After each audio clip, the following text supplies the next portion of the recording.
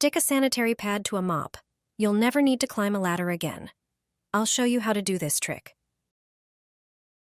Take a sanitary pad and place it on the floor mop handle. Then, remove it from its packaging.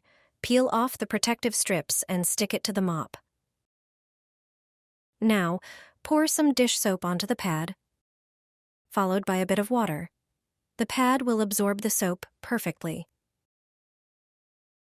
Use this tool to clean your bathroom. You won't need a ladder anymore.